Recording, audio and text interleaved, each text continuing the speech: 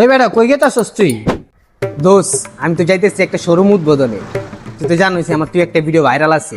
আজকে সেলিব্রিটি পলাশ আইব আরো কয়েকজন আইব, অগলগে একটা শোরুম উদ্বোধন আছে, ওদিকে যাইতেছি। দোস্ত তাইলে আমার হইলে চল, আমার তো হুন্ডা আছে, হুন্ডা লিয়ে গেলে একটা পাঠাইবো আলাদা। চল আমার লিয়ে চল। এ তুই চালাস ওয়ালটন ভাঙ্গাচুরা গাড়ি, এই গাড়ি লয়ে গেলে আমার ইজ্জত সম্মান থাকবো? ওর বেটা আমি কি আর ওয়ালটন চালাই? নতুন গাড়ি লিছি না 150 সিসির। আয় চল দেখ আমার গাড়ি দেখ। কস্তি মামা 150 সিসির গাড়ি নিয়ে লইছস? তাহলে চল চল চল তাড়াতাড়ি চল, তারা আছে আয়। দোস্ত কই যাস? মা কই যাবি? কিছু কইলো না ভালো মন্দ। এ যাইতাছে একটা শোরুম উদ্বোধনে, সিফাতের হুন্ডা আছে, আর ওইটা একটা সেলিব্রিটি, বুঝছ নাই? আমগো তার কিছু নাই, আমরা খাড়াই থাকি গুল্লিতে। আরে বেটা কাবিলা কুবিলা আইব, সেলিব্রিটি গুলো আইব, তুই বুঝছ না?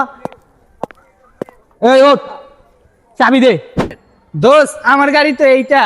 ওই বেটা আমার গাড়ি তো ওইটা না, এইটা কার গাড়িতে যাবো? শোন আয় এইটা তাই। এই মামা মগবাজার চলো।